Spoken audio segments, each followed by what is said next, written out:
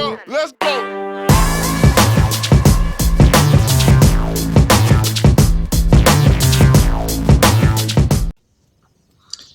Hello and welcome back, everyone, to another episode of Fool's Bounty here. On our previous session, the duo went ahead and went after their target, Grindwalt, who was not alone in the mines with the information they were given, which caused Carib to get annihilated within the first few seconds. I took it in the chest. Thanks, buddy. Which Amon stepped up. You never complain when they take it to the chest. Mm-hmm. Which Amon stepped up and continues to be everyone's favorite golden boy, and was able to get Carib to safety and back to the tavern where he was healed back up by this keeper of what used to be the church. And during that entire process, Carib had those weird moments where he saw a few things, felt a few things, but we're going to jump right back in, pick up where we were at, where we're still on the floor of this tavern after Carib has been healed. So, I think Wendy gave us some bad information. Oh, you think? You mean to tell me the girl who barely liked you, looked like the prostitute, she who basically gave you information for money, didn't even tell you which direction to go, didn't tell you how many people were going to be there? I'm not going to lie. I think she was the other person in the cave. Oh, really? Okay. So do I thank her for this lovely indentation in my chest? When you see her, yeah. I'm going to kill them all. Kill them all. Healer, your name, what do I call you? You can call me Suzanne. Sam. Thank you, I appreciate that. Suzanne. Sorry, still coming back from the dead here. It's fine. Would you happen to know, because neither of us have your gifts, would you happen to know some sort of where we might be able to acquire healing potions or anything of that nature in this town? Would you supply us with something like that?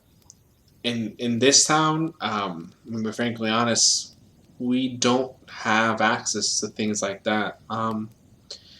We do have some just general herbs that will help out with, sickness and cuts and things like that, but we don't have the resources or the knowledge in making potions and things like that, unfortunately.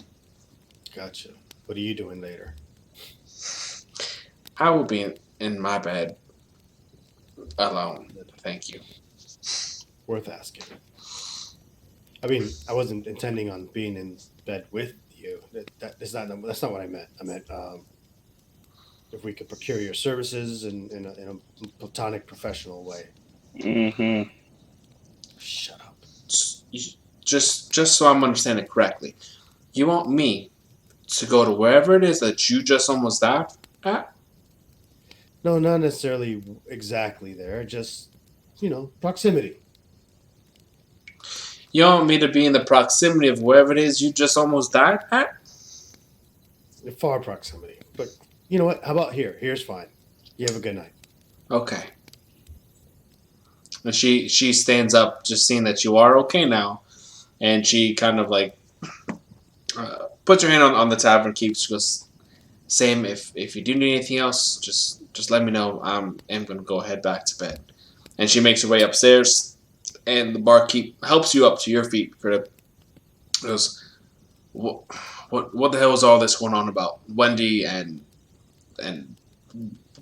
Jordan and what are you boys here for?" Talk to the horny doofus over there. Oh, is that May?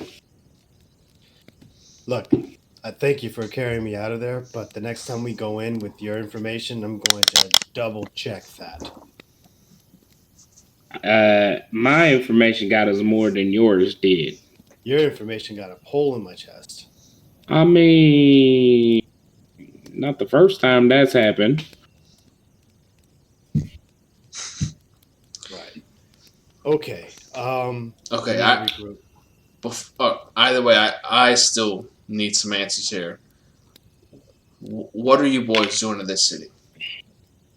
We're on the bounty for Grindwalt. Also, we heard there was some trouble around here and that he was causing it. So we asked the sheriff for information, and when we brought up his name, Wendy kind of flickered. So I asked her, and I gave her a silver for some information, and the information she gave us was correct on one part, and then a lie on another. Because she said he'll be in there by himself. Clearly, he wasn't in there by himself. I think she was in there with him. Because you said, if I'm not mistaken, that she disappeared right after we left. Shortly after y'all left, she went ahead and she headed out as well. But that girl is a frail one. She's not going to have the power it's going to take to do any type of damage to what he has in his chest. I can tell you that. So what you're saying, she can't shoot an arrow that's gonna make that kind of dead. Not one that would require that amount of draw strength Come to on. shoot an arrow that thick. Come on. No. The So healer Where- man said that Grindwalt rolls with a orc or something, ogre. Did you see an ogre down there? no, I did not. They kept to the shadows. A ogre that can hunt. This shot in my chest, that accurately from that far away, I'm a crossbow. That guy whoever shot this has to know how to shoot an arrow. I doubt little Mrs. over there was the one who shot me from that far. And even if she did, that's a powerful shot. Okay, if she didn't take the shot, that's fine. But I kind of feel like she's giving a tip out to them. Okay, right. I mean, they were waiting for us. Obviously, we got down there, and they knew we were coming. At least they knew. Either that or the door slammed, let them know exactly where I was. Hey, how about we don't use me as bait next time? How about you be the bait? No promises. Mm-hmm. Well, listen, here's what I can say. If you're here for Grindwalt, that's fine. I don't particularly hate the guy. I'm not a fan of him either. It is what it is. He's trying to take down whatever happened to this town because of the capital. He's trying to take care of whatever that was, whatever his idea of that is. You know, you're the fourth person to say that. It's been rumors that have been gone around since it all happened. It's all too convenient for an entire town to be locked down for a mining accident, especially when the mining in question was gold supplied to the capital and other nations. You know what? Is there anything that Grindwalt normally likes? Does he come to the tavern? Does he drink? Is there anything that you've seen him do around town? Something that you would say? He doesn't mingle much. Ever since what happened in those mines, he doesn't mingle with much folk. He comes through and takes what he needs. That's for certain. And I can say that he has had his fair share of strong arm around. I mean, before retiring to the mines, he used to be a soldier for the capital. So he knows how to strong arm. But he comes through when he needs something to take something. That's it. And even then, it's not so much as an interaction as it is an altercation. And it happens real quick. And it's just him and this ogre friend that Suzanne mentioned? As far as any orc that Suzanne would have mentioned, that would have been Jorand. But I haven't seen him in years. If he is still around, then he's keeping off somewhere out of sight. Is there only one way into that mine? There may be a few service tunnels, some air vents. You know, miners like to have those extra areas. I couldn't tell you. Anyone that could tell you is effectively no longer here or is Grindwalt. All right. Scratch that. There may be one.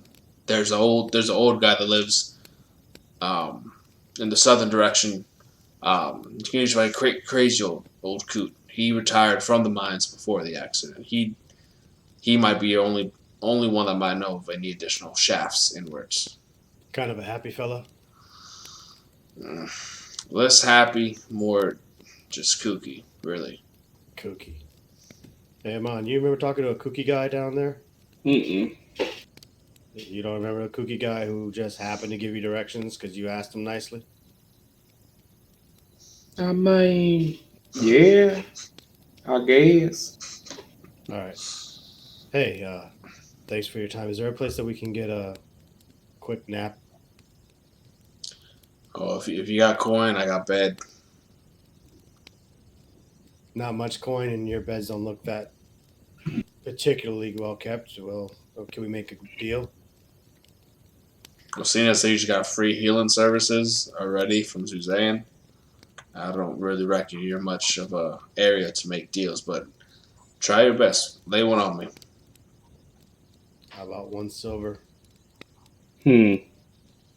What was the words you just said? Lay one on him?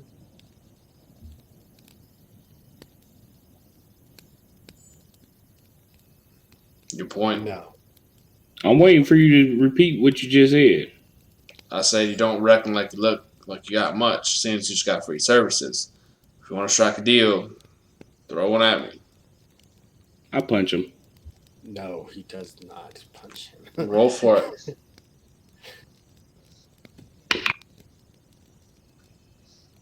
15. 15? Okay. It lands. What is your strength modifier?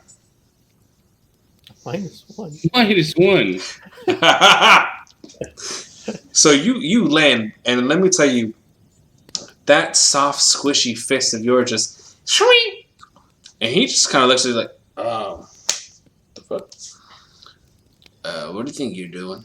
You might want to. You said lay one on you, so I laid one on you. It's his traditional greeting. It's a soft touch to the face. It's kind of common.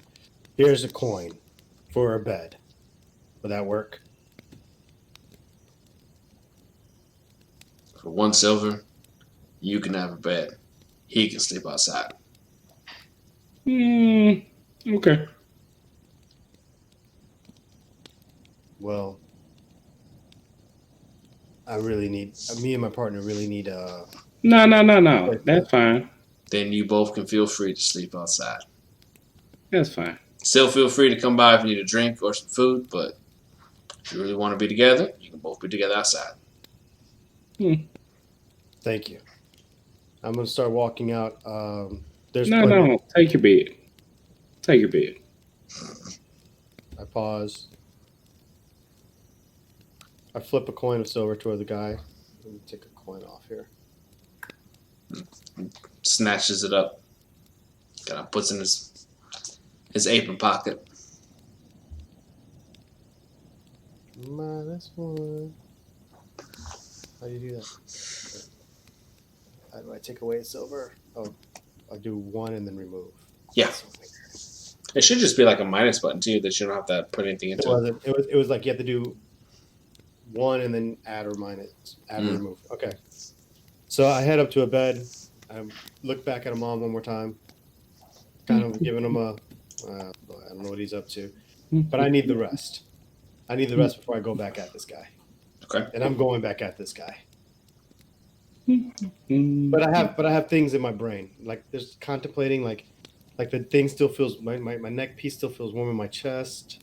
There's some things, there's some information, like, and I almost want to be like, hey, Amon, can we talk for a second before you head off? Listen, I know we're here to capture Grindwalt, and I really, really want to kill whoever the fuck did that to me. But everybody here keeps saying that he's kind of fighting for a cause and that the town's kind of under siege. There might be a different way to approach this guy. I'm all ears. I don't know. He's got to want something. You said he's got a book, and these people say that there's a conspiracy about the mines. Maybe there's something else going on here that we cannot quite see yet. I kind of tried that in the mines. He didn't buy it. He didn't buy it because we told him what? What'd you tell him? He wanted to know who we were and who we were with. I said the guy that had all the information. They put an arrow through. All right, so maybe then we have an advantage. Hmm. Nah, he doesn't trust us. Well, I wouldn't trust us So either. go get a good night's rest. I'll see you in the morning. All right. Let me get some rest. All right, so you're gonna head up. He goes ahead and shows you where an open room is, and you take your bed for the night. Amon, what are you gonna do once they kind of leave your sight there? I'm gonna go back to the mine.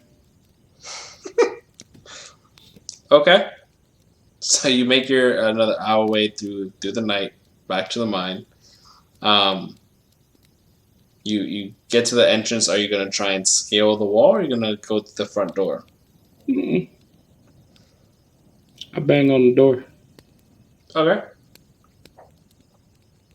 There's not really a response that comes back from it. Hmm? There's no response that comes back from it as you bang on the door. Then I just sit right in front of the door. Just sit. I just sit. Okay. For how long? All night if I got to. Okay. Are you gonna stay awake or are you gonna sleep? See what goes. I put my back on the wall, and I'm just sitting there. I'll rest for a little bit, but not long. Okay. So, roll me a straight d20. 11. 11. Okay. So I'll say about 2.5 hours go by, and there's still not really anything there. At this point, you are pretty exhausted from the day, so your head is starting to bob a little bit. You're not much sure how much you can attempt to keep pushing through the night if you really are, trying to do this a full stakeout of some sorts. That I'm assuming. Nah, if I got to, I'll sleep. That's not a problem. Okay. Are you gonna sleep in front of the door, or Yeah, I'll sleep right there. okay? So another hour or two goes by, and don't really think much is gonna happen at this point. So you go in and get comfy with your bag up against the door, using it to kind of prop yourself up, and you go ahead and take your rest there. So both of you can effectively mark off a long rest, and that's gonna put you back at full HP, all that goodness. So Amon, you would have this, kind of hit you first as you're sitting there up against the door. You start seeing the darkness of the night fade off as the sun is now cresting over the landscape, off in the distance and kind of hitting you in the face there. So it is now early morning. Carib, as well as you're kind of laying in that bed there. You got sleep, but at the same time the thoughts of why after this chain that you have is now suddenly warm where it's never been warm before, and still just kind of getting the memory of the day that you left your city and just your mother in general kind of kept you up at night, but you were able to kind of sleep here and there. So you were pretty easily awoken by the sun as well. So it is a brand new day for the both of you, and you guys are essentially in two separate locations. I'm gonna walk down to the see who's in the tavern. First thing, I'm just gonna get up and walk down. I have. There's anger in my heart. I literally try to sleep it off to try to get going. There's anger in my heart. There's confusion. I'm pissed about how this whole thing has been going since we left the whole thing. Since we left training, nothing's been going right for me. I'm frustrated. I want answers, and all I have are questions. I want to go downstairs. I want to look for Amon to see if I can see him and see anyone else in the tavern. So who do I see? All right, so you do see Suzanne sitting up by the barge having there's like to be some simple eggs and porridge. You do see the sheriff surrounded by his breakfast, which you can only assume is a bunch of ales with a few eggs cracked into them, as there are some eggshells kind of around where he's already kind of sleeping again. And the keep is there already kind of cleaning out some pots and still making what breakfast mush there is to be had. But those are really everyone that's in the tavern at this point. You do not see Amon anywhere, though. Okay. I'm going to go ahead and step out and see if look around and then see if I can head towards the south, towards the mining town. I want to see if I can locate that cookie guy. Okay. All right. So you start making your way south over to like where the residential area was. Remember that cookie guy. Amon, are you doing anything with the morning at all? I'm just sitting there still. You're just sitting by the door still. Okay. Bang on it. Bang on it again. Mm-hmm. This time you hear some movement behind the door, but it sounds very small movement. It doesn't sound like any dwarf or any potential orc footsteps. It's something that's a little bit lighter and smaller. But there is some movement, just no voices.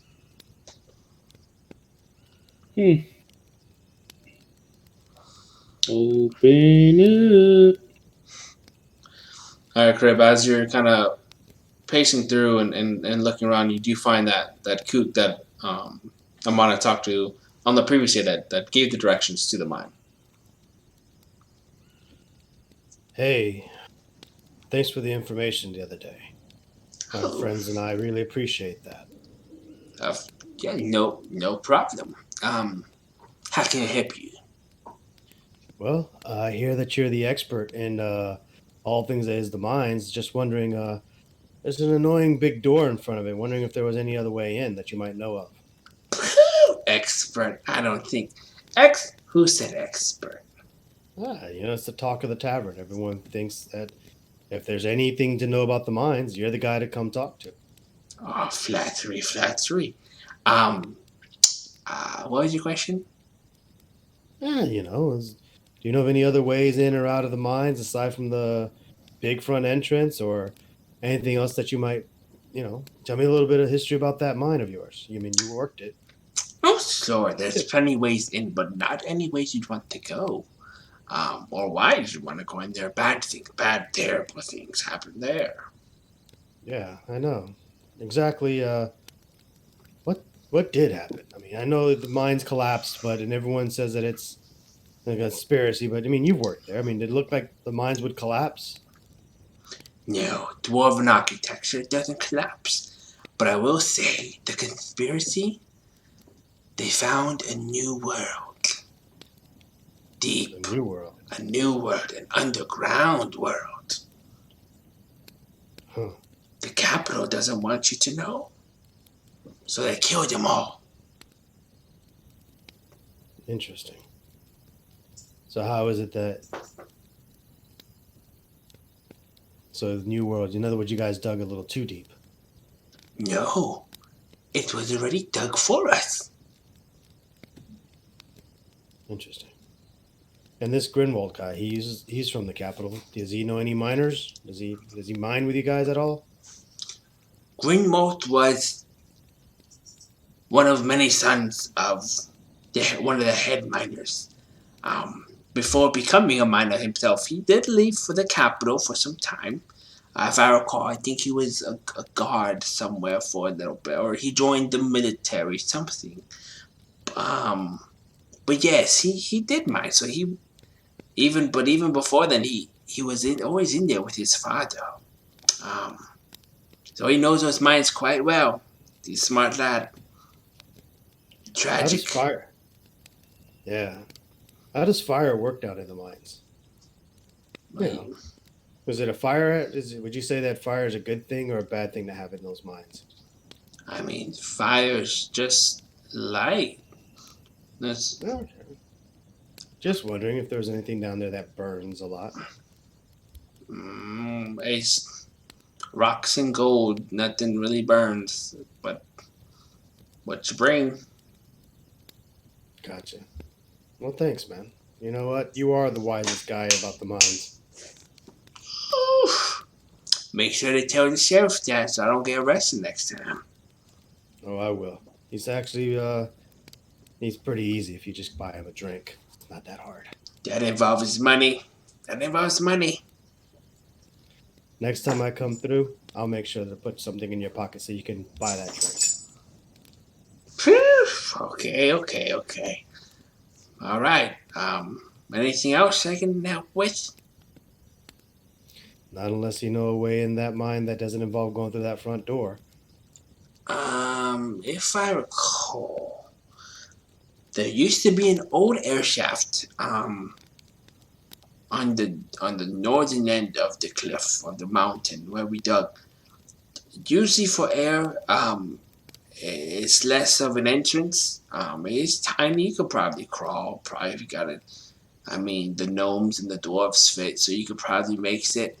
But yeah, it's really about it. Just that the air vent. Do you mind drawing on the dirt where that might be at? So he goes in and he kind of draws out the mountain. You see where he draws out that front gate a little bit. And then he draws like some stick figures. And you see he kind of marks where the figures would walk around to the left side of that wooden entrance, around that side of the mountain, and about 50 or so feet up the mountain, he marks off a hole. Goes, Right there. That's where you're gonna want to get it. That's the airflow, so you don't suffocate down below. It's gotta be up high. Fresh air is good air. People go cuckoo, I tell you. Some people went cuckoo down there. You gotta be strong up here to work down there. Yeah. He seems about the strongest. Thanks, my man. Anytime. Remember, just spread the good word. Spread the word. Will do. So I'm going to start heading towards the mine. Okay. All right. So it's about another few hours. So you're getting there closer on midday or so. By the time you get there, and as you're approaching, you see Amon just posted up against the gate. You on guard duty? I'm just waiting for somebody to open it. Nobody wants to open up. Well, it took me a while to even open up to you, so I don't blame them. Come on over here. I got to tell you something. But yeah, when I say you've had a pole in your chest, you want to get mad at me. Look, both of our chests have encountered a few dings and bangs, so let's just get Nah. You like the long rods.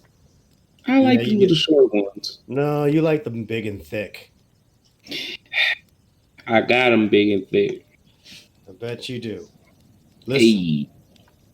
There's another way in. It's not... Lead the way. It's not ideal, but okay. Lead the way. So I want to show them the secret shaft. Okay. So you guys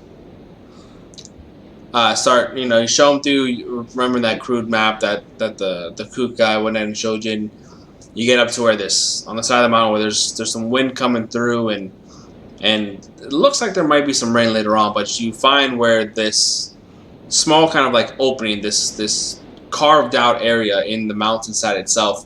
It's about roughly anywhere from about 5 feet across. That is an air shaft that leads down. It's dark downwards. There's not really any light sources, but you have made it to that air vent that he pointed out to you. So, this is the way down. It's going to put us behind where we were before. I assume that over there, and I point towards the gate, that's where we came in. And pretty much anyone, unless you know the mines, they're not expecting anyone to come in from this side. I will say, though, us going down there a second time, we got to be ready. Listen, I'm ready, but I ain't ready to fight. So what do you propose? We go and use the words, not our anger. I want to burn them alive, but okay. Listen, we fight is our second choice. When plan A goes out, Then we go with Plan B. How good am I at setting some sort of a trap? I'd say that'd be based off survival. To know how to set up like what type of trap are you trying to set? So check this out. This right here supplies air down there. Is there anything that you think that we can rig up between the two of us that if we get into any kind of trouble, we can fire in this general direction and cause some sort of, with your shaking of the walls, to make this collapse? I mean, I could try to collapse this. I don't know how good it's gonna work, but I could try. So you're gonna attempt your thaumaturge on it, or you're just talking? No. I don't want to collapse it just yet. You can cause harmless tremors in the ground for 1 minute. Yeah, okay. You're straight harmless tremors. We're gonna need you to work out or something. All right, let's go. All right.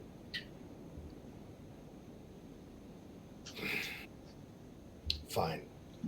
Let's go. We'll knock. We'll talk.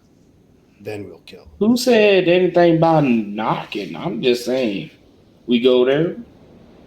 If they're there, we use our nice inside voice, and if they ain't listening, we kill them all. All right, let's go down. Let's go down there then. Hey, how do you guys plan on getting in this time? It's just a straight shaft down. He said we can crawl in, right? Yeah, it's a shaft. Then there's also the shaft. There's the entrance used before, and then there's the main door. We're used to using the shafts. Okay, so you guys are gonna try and climb down. The shaft, yes. Okay, go for it. We're going to climb down the shaft. Okay. So you guys, it is pretty tight squeeze. These guys are going through this tube that leads down. At some parts it is slippery, and you guys are kind of slipping a bit, but you manage to make your way down through. As you guys are getting through, you end up entering into a tunnel. Behind you is a dead end. It's a collapsed tunnel, but ahead of you is a small kind of entranceway itself. Let me bring. All right, so let me. Are you guys able to see the map again? Yeah. All right, cool. So you guys this time exit from over here.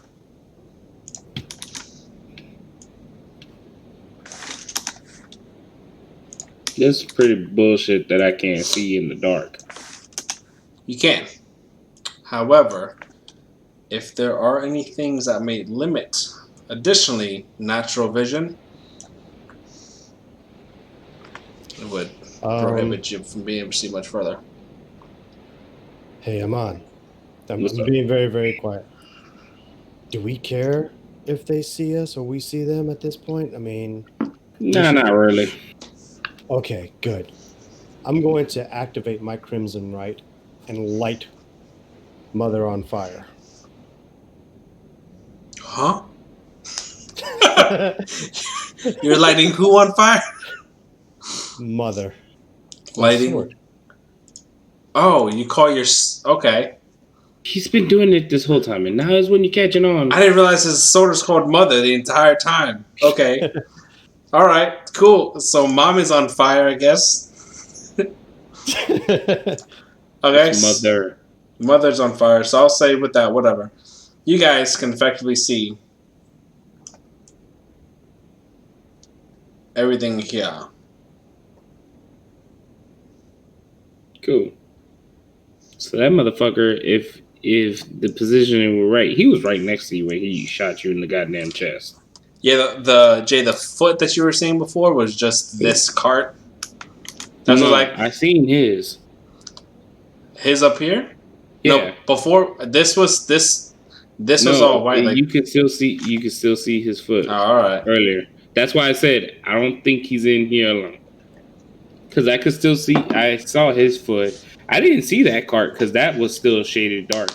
But his foot, I was able to see it. Okay. All right. So you're going to light. Go and describe how you light up Mother. How does it look? I take a quick little bite from my finger, make a little blood. I run it down the blade, and I just quickly do a small incantation.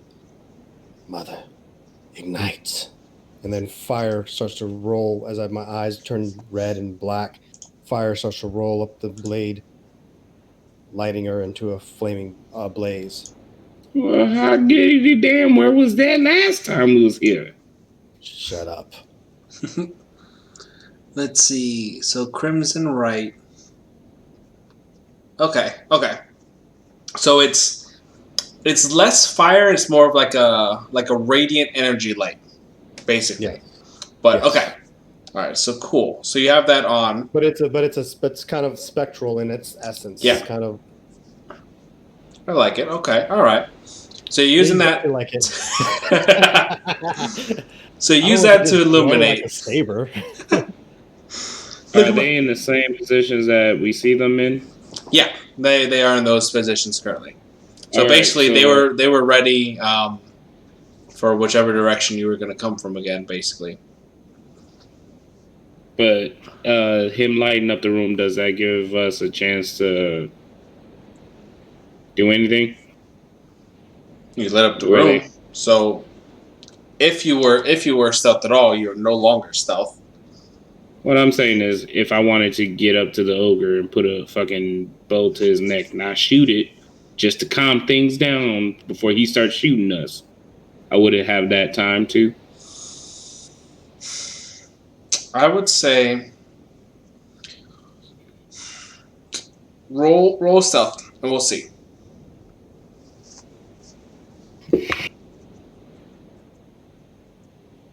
12. 12. Okay. So as you begin approaching through, you have this idea of, all right, let me see, just in case, kind of start fanning out. And as you're doing, Carib goes and lights up his sword behind you. You kind of get a glimpse of, okay, I see a body over there, and I see something around this corner. But you get the sense that if you were to press forward, you may not have the advantages that you think you do. So it's up to you if you want to keep pressing, or if you just want to hold back. I'll just hold. Okay. All right. But the cavern is light. The dwarf itself has clear line of sight to you guys from this point where he's at, straight at you guys. And he's kind of looking and goes, I see you've returned. Why? Why? I was outside knocking on the door. Nobody answered. Yeah, I was hoping you would just leave. You don't have anything I need or want. We might be on the same side here. And what side is that? I'm not on the side of the capital. And I kind of starting to believe something happened here. And I kind of wanted to know a little bit more. Then be truthful with me. Why are you here? To be honest with you, a bounty on you. And who do you think placed that bounty on me? Probably the capital, but as you see, I'm not going through with the thing right now, so... And clearly, I'm asking more about whatever happened here, so... If I wanted to complete the bounty, all I gotta do is fight you and your friend over here with this jackass that's healthy now. If we die, we die. Yeah. The ogre has a bow in his hand, right? Oh yeah, he's at the ready, as well as his. We're just eyeballs at each other right now. I'm just. Listen, I don't even have my weapon out. I'm just here talking to you. Now, if I wanted to start a fight, I could have just shot already and just try to collect it, dead or if I die or I don't. But here I am standing here talking to your dumb ass. And as you guys are talking, you notice that besides the orc and the dwarf, you do see this smaller reptilian creature that's kind of hanging around next to the orc. I wanted to ask what the hell that was. I thought it was a toy. So that is a drake, a small dragoness type creature. They have a fucking pet. Drake. Yes. Nice. It's small. It's about the size of a cat. Something like incredibly large at all. Now, I will give you a compliment on the fucking dragon that you got here. Peaches. This is when the orc kind of speaks up. This Peaches, yes, she's quite immaculate. Thank you. You named her Peaches? She loves peaches. It was the obvious choice. 10 points for the name. Tell us about the other world.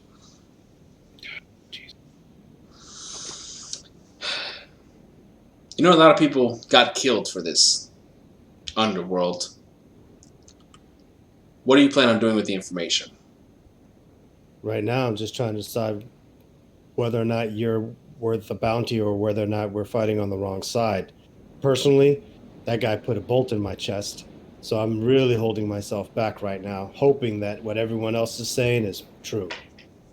Listen, I don't give a fuck about the bounty anymore. I just want to know what the hell's going on.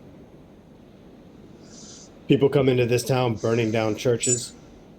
Seems pretty odd to me. Again, that has nothing of my doing. I don't know who the fuck that guy was. Why he's mad at churches? No clue. Could care less. Didn't ask about the church because I don't give a damn about the church. Are you deaf? Did you not hear him bring up the church? Does it look like I care what he's talking about? You guys have 10 seconds to leave, or there will be problems. Nah, I'm all right. So you're holed up here protecting something that the capital wants, and now you want us to leave, and apparently there's some sort of a book that you're all up in arms about. So when he mentions the book, I shoot an arrow at the orc. Oh, take a shot. And we will say if this does land, this would be a sneak attack. So if it lands, you do your sneak attack damage. 18.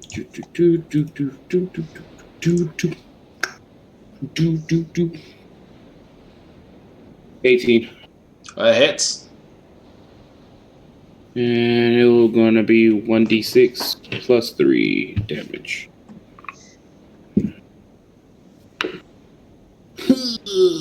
4 damage. 4 damage total, even with sneak attack? Oh, damn it. I forget about that thing because I never really use it. Shit, sneak attack's the best. 2d6. So, Okay. Okay.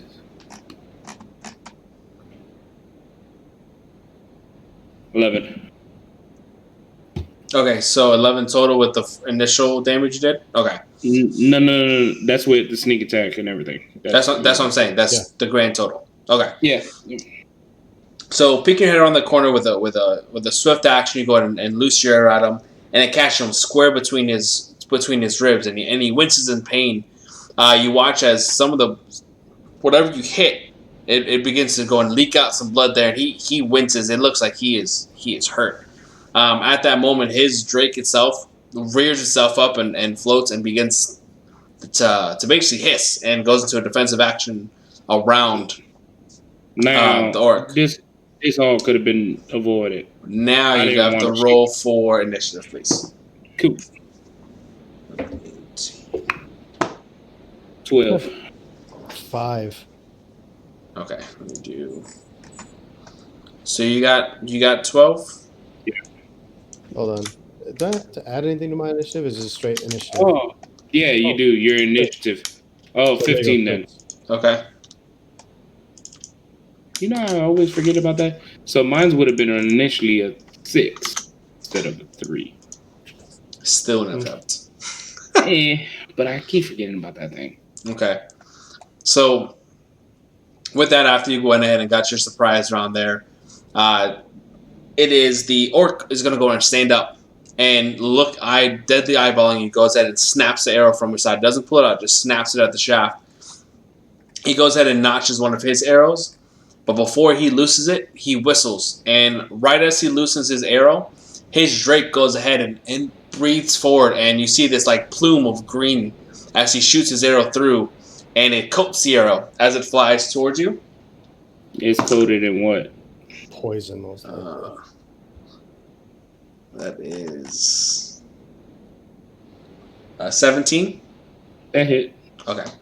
That is 1d8.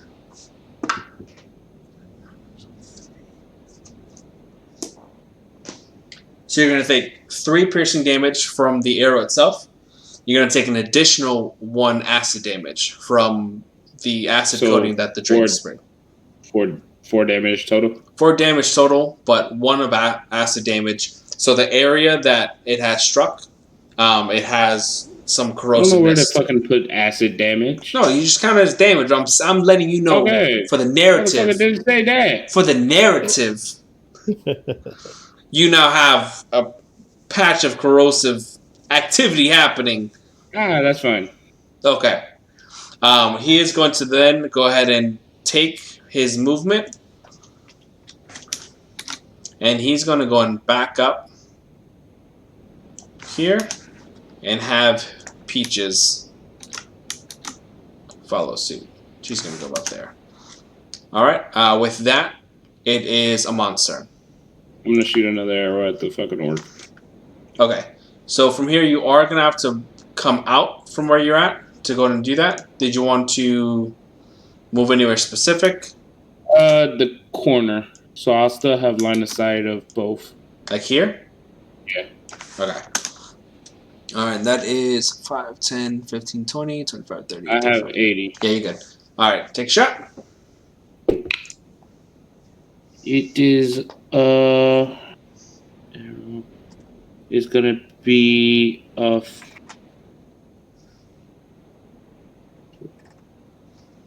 17. 17? Okay. Let's take a look.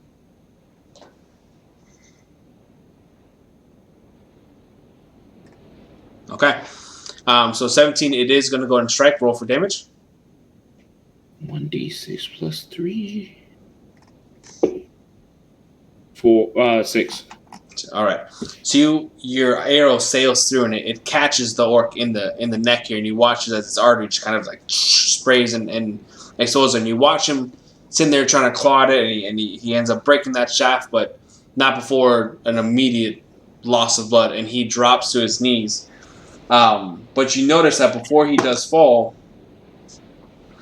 it kind of looks like he kind of swells up almost, tensing his muscles, trying to force himself to just stay up. But it's not successful, and his eyes roll to the back of his head, and he just drops to the ground. Is he dead? Oh, I mean, he's down. The drake, his pet drake, starts losing its fucking mind right there. It's kind of swarming around him and going back and forth. After that, Amon, is that your turn? Or do you want to do anything else? I'm gonna take a step back. Take a step back where you were before? A little bit. You're like right there. I just wanted to round that corner. So I'm Okay. not inside of the drake. Not inside. Okay. Not a problem at all. All right.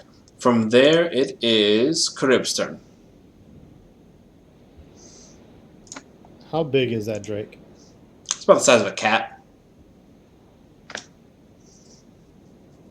Make your move to Grindwalt. Like a normal house cat, not like Meatball from, anger management level cat or anything like that. It's I was about to say, it's a fucking lion cat.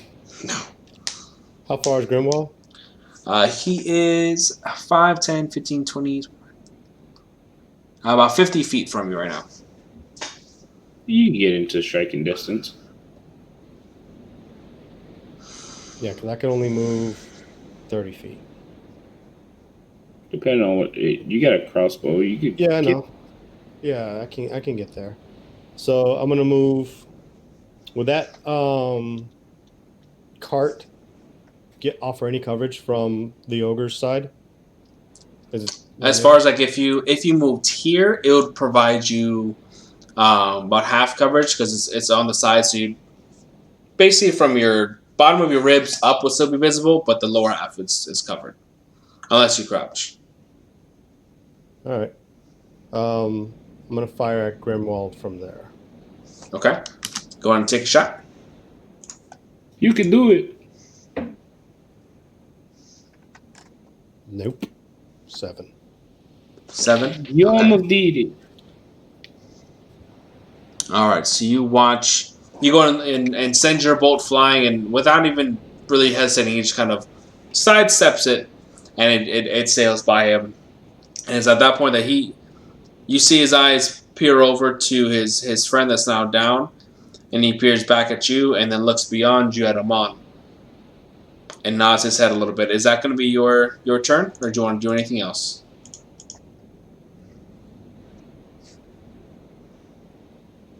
I still have movement, right?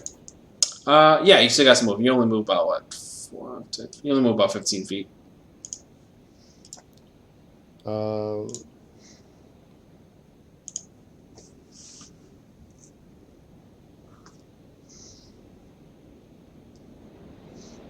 I could probably just kind of crouch a little bit, little, you know.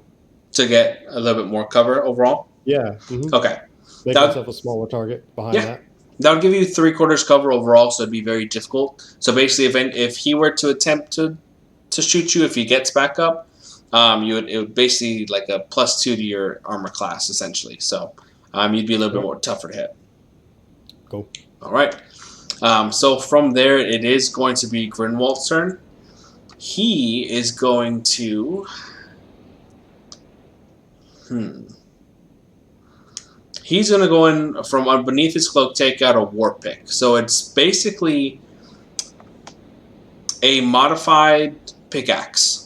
Basically, he took one end of the pickaxe, blunted it down, reshaped it with some additional metal, and turned one side of it into an actual, basically like mini hammer, while the other side is still a pick. He is going to go ahead and run his full movement of 30 feet. And he's going to go 5, 10, 15, 20, 30. Then he's going to use his action to dash for an additional 30. Jesus. And then he is going to use action surge. So he's going to go and get basically another action to go in and attack you, and he gets 2 attacks. So with that, he's going to use his pick. It's 23 to hit and a 12 to hit. The second one misses, the first one hits. Okay. So you are going to take a total of 5 damage as his war pick goes at and he aims for your thigh, attempting to crush it and immobilize you. But you're going to take 5 damage from that. Alright. Alright, hold on.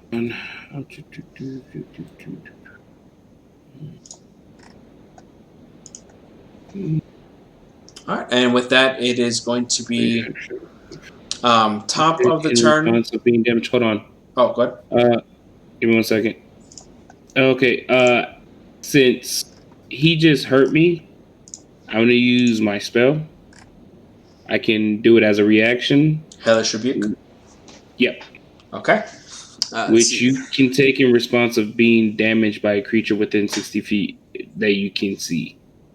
Correct. So I have to make a dex save of 12 or take 2d10 fire damage or half that if I succeed. So, yep.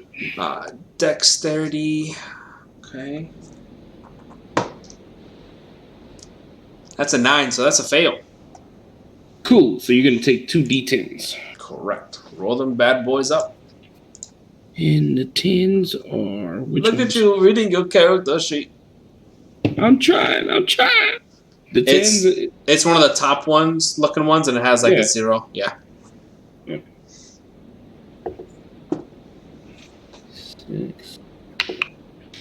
6 and 5, so 11. 11? Okay. So 11 points of damage. So yeah, after his war pick goes and lands onto your thigh there. Oh shit! What the fuck? Okay. First off, relax yourself. Relaxed body. Oh, it's 3d10s, by the way. I'm sorry. It takes 2. Once What? per long rest, 3d10 damage. If I cast it at a second level. Right. You don't have spells. Oh wait, it is. Well, it's at second level. Okay, 3d10. All right, so throw one more. Throw one more on there. Shit. Don't try to take away my little damage. Shit. Gotta get everything I can get. So the first 2 was 11 total. It was a 6 and a 5. Okay. The other one's a 7, so 18 damage altogether. 18 damage total. Okay. Yeah. So you watch as after he goes and smacks you with his war pick, your eyes just kind of light up, and with a sinister grin, you just explode this fire from around your body, and it swarms and overwhelms him. And as the smoke and as the flames clear out, you see him still standing there. His cloak now burned off, his arm singed, but his face is still not wavering. He's eyeballing you with mad intent at this point. But he is still up. Now, real quick before we progress on, Carib, you had asked if he was dead. The orc. He's not dead, but it still would provoke your ability if you were trying to use it at that point. And I'm sorry if I misled you at any point, if that's what you're trying to do. Yeah. Okay. So, yeah, he would be able to, if you wanted to go and do that now, you can. I'll allow that. All right. He didn't say any verbal commands to Peaches, right? Nope. And he has a bow and arrow? Correct. Well, that's the weapon that you saw him wielding, and you know for sure used on you. Right. Yes, I don't. He used it successfully on you. Guys, what you want to keep reminding me? All right, fine, keep reminding me. Let's see. Now, when he went down, you were over here by the shaft. So let me just double check something. So 5, 10, 15, 20. He would have been out of your range in order to do that. Your range from where you were originally would only extend to about here, because it's 30 feet to use your fallen puppet. Right. That's what you're going to go for. So, you still don't have been able to use it at that time. That's fine. And it's a reaction, so I can't use it unless it's a reaction. Right? Correct. Yeah, because it's a reaction. Because it's not like you're going to know exactly when something's going to die. You're going to be like, ha! Follow up on you in 3, 2, 1. Yep, because you died. It's more like, all right, he's dead. Cool. But yeah, so you would have. Whenever he went down, you were over here, so you were just a little bit out of range. And just so I understand this, if I actually did move closer to him, would I be able to use it then? At that point, no, because it would have been as a reaction when it happened, when he went down. Right. Just checking. I just want to understand. All right. Cool. I'm going to flank Grindwalt. You're gonna move. Okay. Hold on. I'm sorry. It is the orc's turn. I was just doing that point of reference before, just if that's what you're trying to do.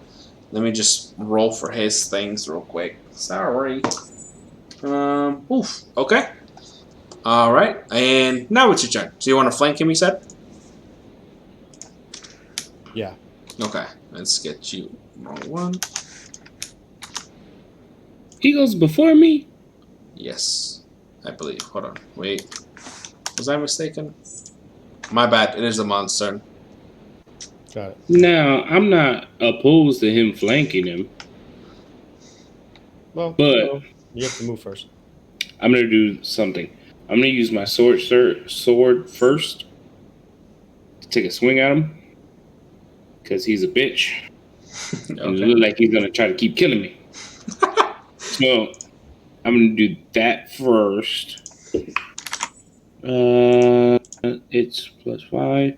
So 19. No. Yeah, 19. It hits. All right, so it's 1d6 plus 3. 6 damage. Okay. And I'm going to now use Cunning action Uh-huh. to make a disengage. Uh-huh. And then I'm going to use fast hands to use stealth of hand. Stealth, yeah. To take the book. So you want to make a sleight of hand check. So you can use your sleight of hand check to use your thieves tool to disarm a trap or open a lock, or take the use an object action. If you want to attempt to try and pickpocket him real quick, you can. It would be at a disadvantage only because you don't know where the book is, but I'll allow it with your, just because of, you try and do something cool. Sure, I'll do it with disadvantage, I guess. Go ahead. 16 plus 7 is the first one. Mm-hmm. 11 plus 7 is the second one. So the 18 is the lower one. So 18 is the lower one. Okay. Yeah. Contested. He only got a 10, so you go in and rummage. Slide of hand is a plus 7. Yeah.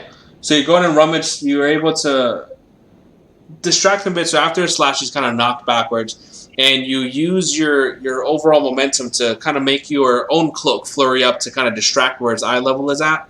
And you reach your hand into his own pockets that you see there, hoping to grab onto one of the books or in his bag. Roll me a straight d20. Huh? One of the books. You don't know what's in his bag or pockets. I'm just saying. I listen. What'd you grab? Hold on, it fell out the thing. A 13. A 13? Okay. So you are going to...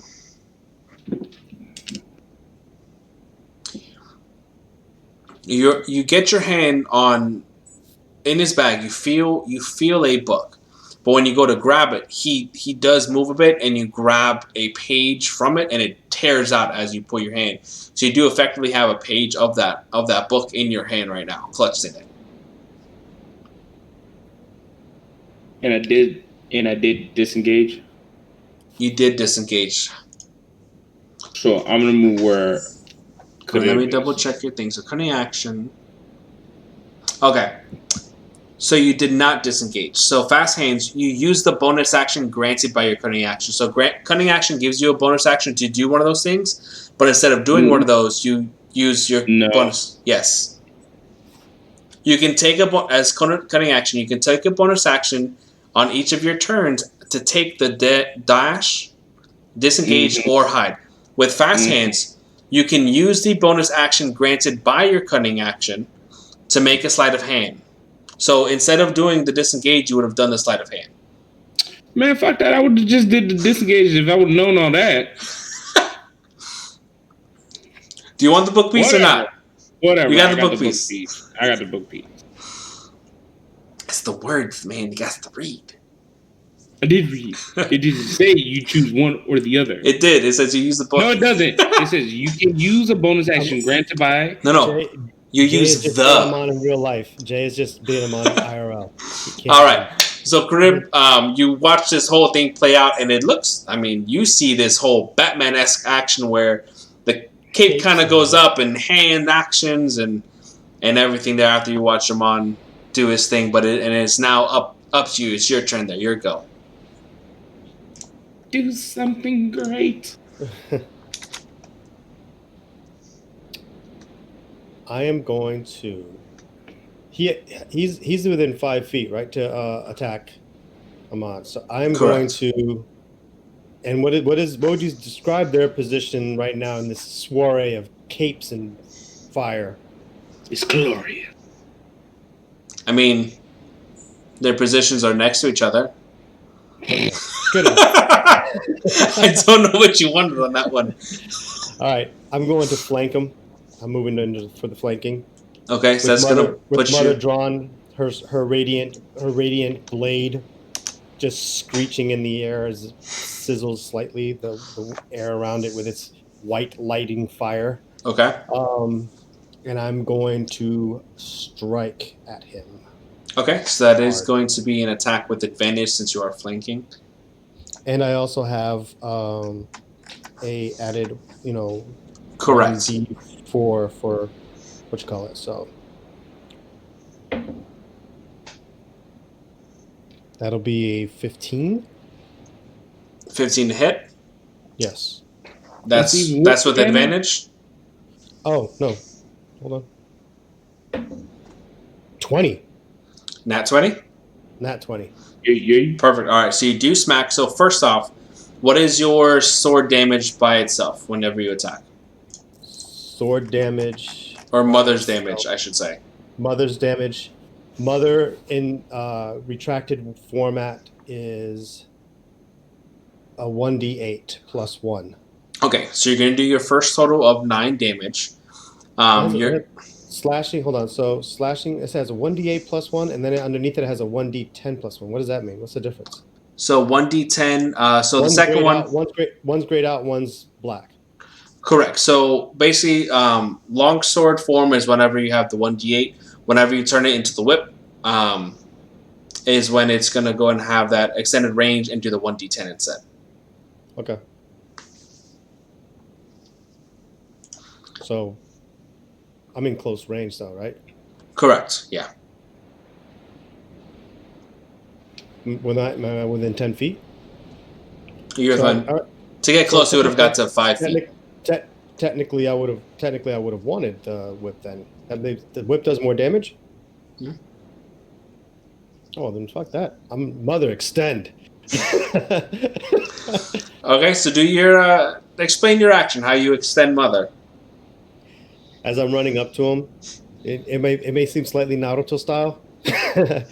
I flip the switch and mother extends behind me, and as I flank him behind, I'm going to whip and have mother start to slice from behind him and go to a wrap around him.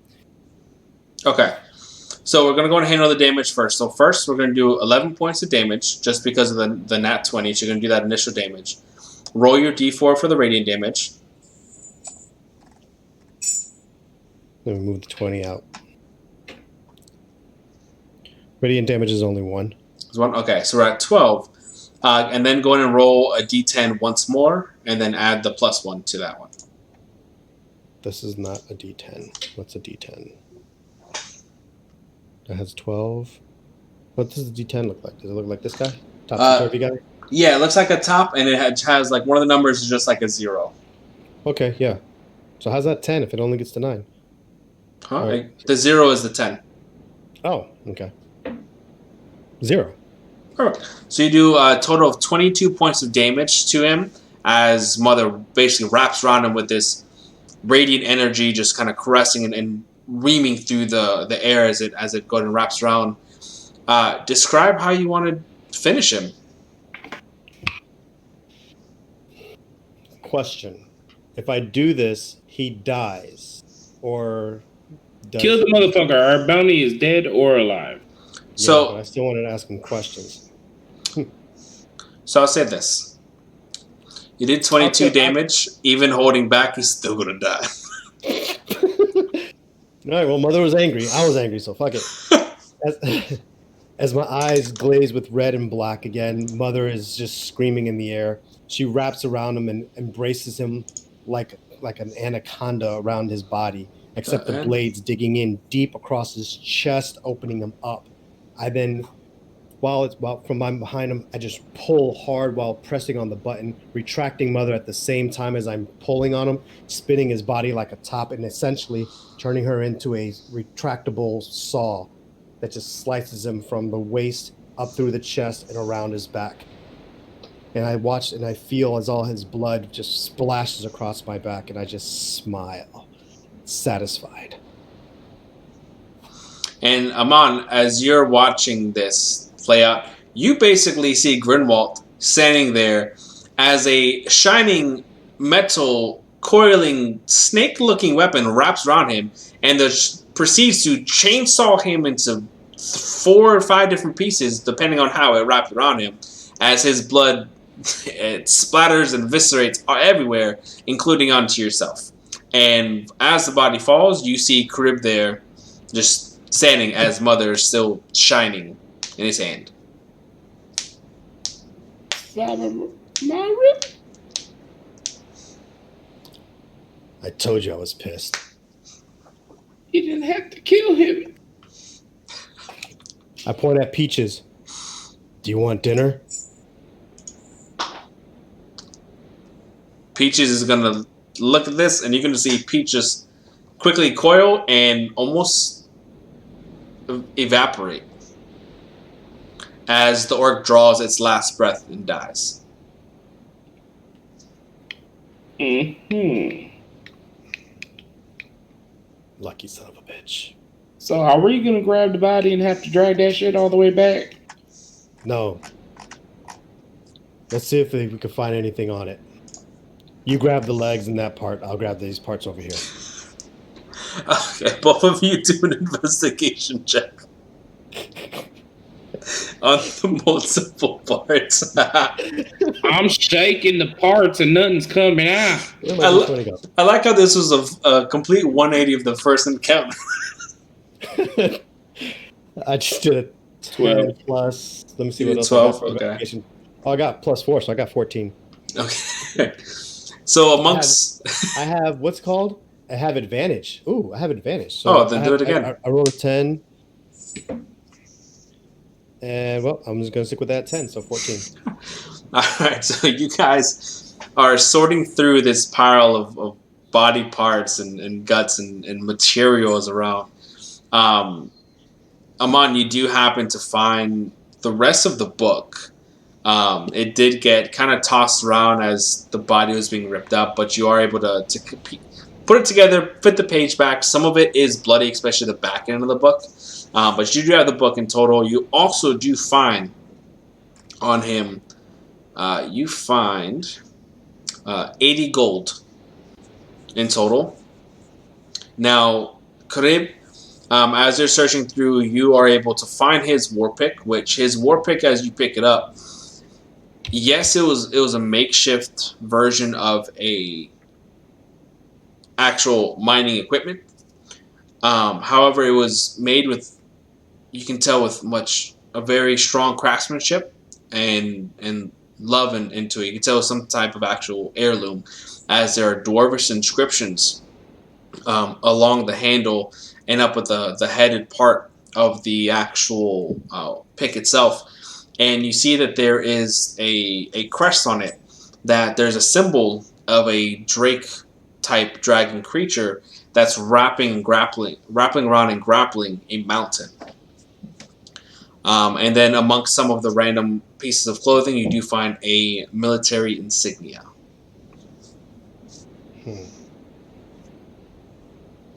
Look at this. Pretty fancy handiwork for a thug. Was he though? Was he a thug? Doesn't matter. He's just a victim now. Victim of you and your fucking snake-like sword. He didn't seem to want to cooperate. Yeah. We should take his head. Can I check the orc? Yeah. That would be easy enough to use since it's still intact. On the orc, you find a set of dice, which, looking at them, initially thought they were maybe just been like carved wood or carved stone, but kind of eyeballing them a little better, you do see that these dice are made of actual bones. Not able to determine what type of bones because they're carved in the dice, but they are actual bone dice. And on the orc, you find 40 gold. All right. Good, because I was gonna really hate to have to borrow money from Amon. So we're gonna take his head back to show proof of the bounty. Okay, so you're gonna wait, cut it off. Wait. Do we want to explore these mines and see if we have anything down one of these shafts? See if we can find what the hell they were trying to protect down here? I mean, I got his book. I could just read the book. All right. You carry the head. I cut it off. How is that fair? I got the kill. You know, So you should reap the reward by carrying the motherfucking head. You're right. I find a bag. Is there a bag around there I can throw the head in? His own bag that he was carrying. Great. I use his bag. Throw his Okay. head in there. Amon carries the book. I'll put the head in the bag. Amon, were you gonna read the book or no? You're just gonna hold on to it. Okay. So Can amongst, you read? Can you even read? can you read? Amon? Yes, I can read. That's not what you said just like ago. Ago you had an arrow in your chest. People change. All right. I'm cleaning So, mother. I'm picking up the cape and I'm cleaning mother real quick. all right. So Amon, as you're flipping through the notebook, through the activity, some of it did get a little bit damaged. So there's spots where the blood seeped through where you can't really read as much, but some of the main areas that you're able to really get a whole, kind of gleam, is that there was a rising conflicts between the miners and agents of the capital. These conflicts led to a specific discovery. After flipping through a few more pages, it kind of goes blank, just mentioning general activities before it describes this opening within the cavern that they found that led much further down into the world than what they could have ever imagined.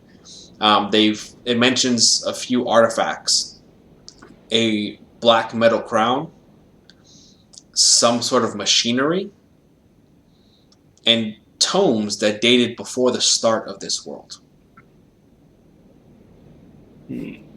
And from there, the rest of it is unfortunately too blood-soaked to make out any further information off of that. I'm looking over Amon's shoulders and I'm looking at the blood-soaked pages. Maybe I overdid it a little. Just trying to be it. But I think you got something right here. I think we should go investigate a little bit more into the caves. I will walk over, go open up a barrel, put the head in a barrel, close it. It'll be here when we get back.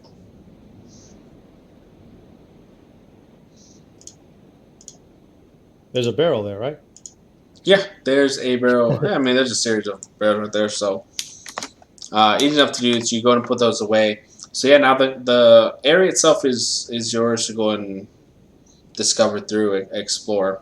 But yeah, you have secured the head in a barrel. Head in a barrel, you know the saying, one head in a barrel, better a head in a barrel than a, bounty on a stick. All right, anyways, I want to,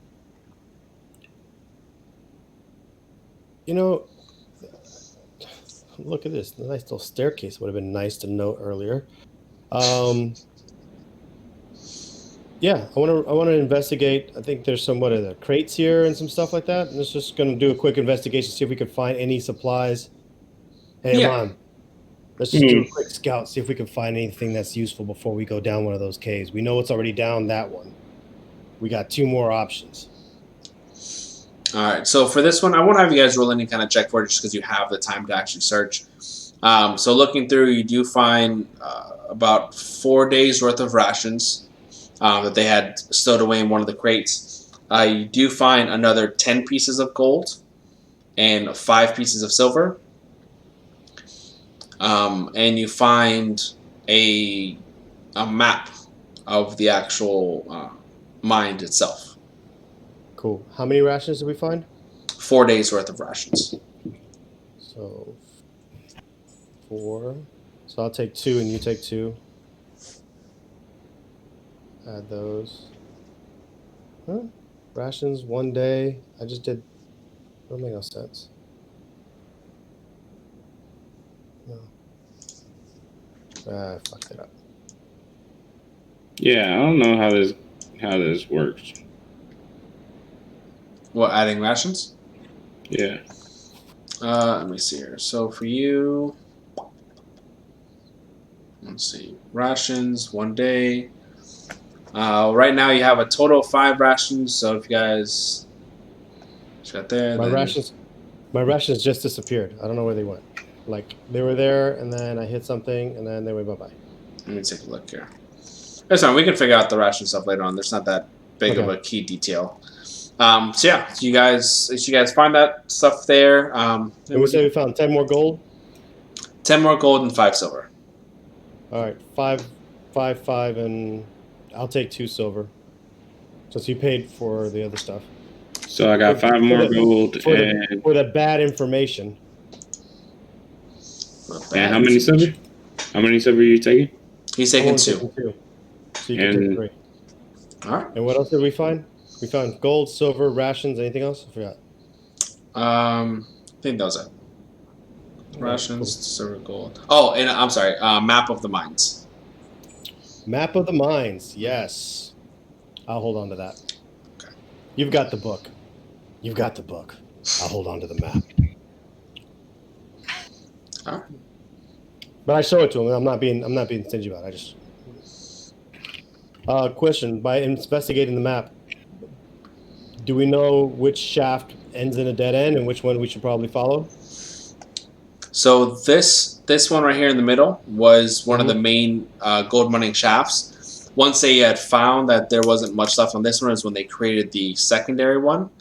This one is one that leads to whatever the discovery was that was mentioned in the journal. All right. Well, I barely broke a sweat on that one. Do you want to just go? Yeah, we can go. All right.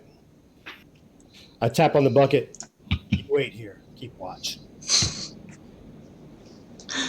All right, so you guys go and head down the shaft there.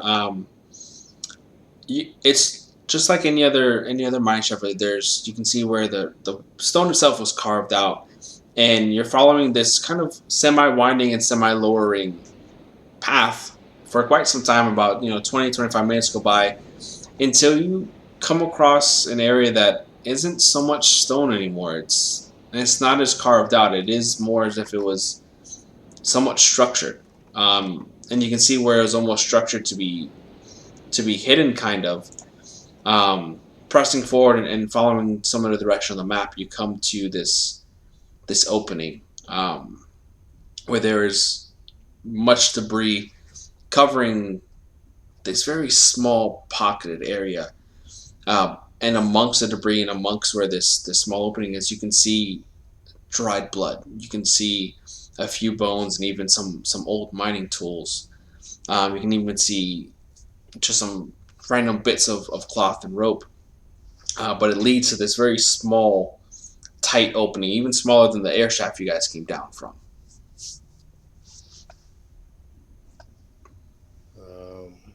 Unless you and I go on a diet for a long time, we're not going through that hole. I don't think we fit. And I highly doubt you've got the little vibrating hand thing to make that opening bigger. I could try. All right, well, let's try. Shalamaduka. Roll me a D20.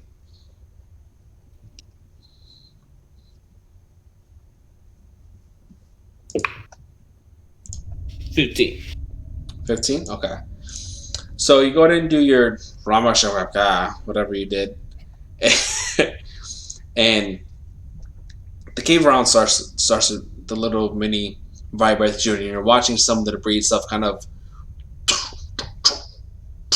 shift a little bit, and it makes the opening wide enough to where you guys could push your shoulders through, but you would effectively have to crawl through this opening. You'd be flat on your stomach. Can I just kind of knock on the wall to see how nature check the wall to see if it feels structurally pretty sound? Yeah, give me a perception check. Nope, I don't see nothing. I'm just, it was a 4. I'm like, So trying to use any type of echoes or vibration you can by knocking on some of these stones, you're hoping to hear something back, but it's almost as if the noise itself is being absorbed. You can't really make out or hear any type of bounce back from it. And you kind of realize that even during that mini vibration that Amon was doing, you didn't hear as much noise as what you would expect in this tunnel. Anything seem odd about this place? Everything. Keep going. I think it's time to go.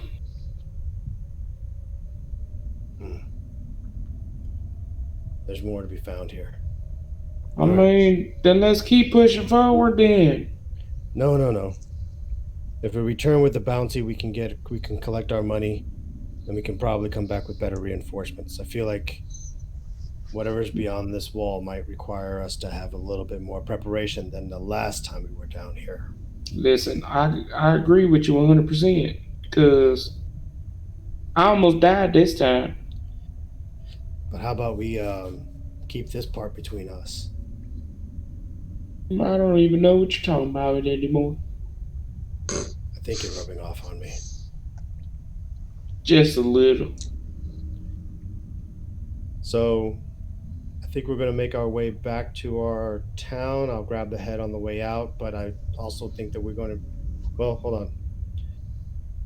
Where do you want to stash the book and the pages? Do we even mention it? Nope.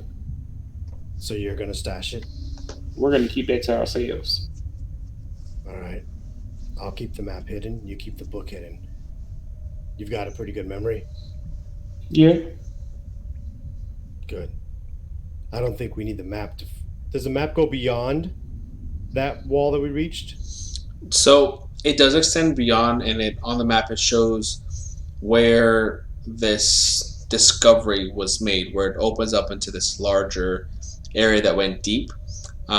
But it doesn't really have any significant detail to it. You just kind of see the shaft go along, the opening is, and then just kind of just crudely shaded to show that it went deep down. So, in other words, it doesn't give us any more information, right? Correct. It doesn't give any further information on it. Cool. Because I still had Mother lit, so I'm just going to take the map and just kind of use her as a small shredder, and just shred the map. Okay. So you go and start doing procedural administration work and just... No, not that crazy. It's just more like... You go and shred up any, the map there. That way, hopefully it doesn't, find anything additional to it. Grab your head and you make your way back into town. It's around nightfall as this is all happening here. The sun is starting to set. Carib and Amon, I need both of you to roll a constitution for me, please. Constitution. 16. Okay. 18. 19 minus 1. I have a -1 constitution? Holy crap. I got a +0. So the both of you are walking back to town, barrel in hand, and for a moment where you recall seeing the smoke was where people point out where the church was, you guys almost see a distortion. It's the best way to explain it. As if there's a shifting in the space itself before everything around you both goes black. And that's where we're going to end our session. Well, damn. Oh, what you mean? Did we just go night-night? Everything went black. They went black. The dimensional shifting, and the one thing went black. Black as the Murphy brothers. Charlie Sheen. God damn. Let's go.